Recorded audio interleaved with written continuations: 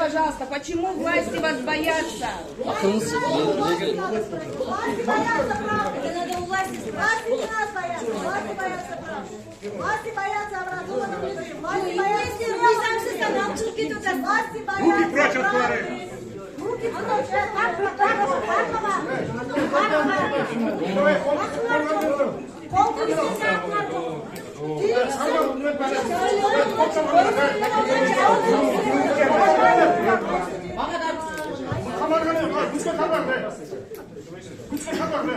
Hazır.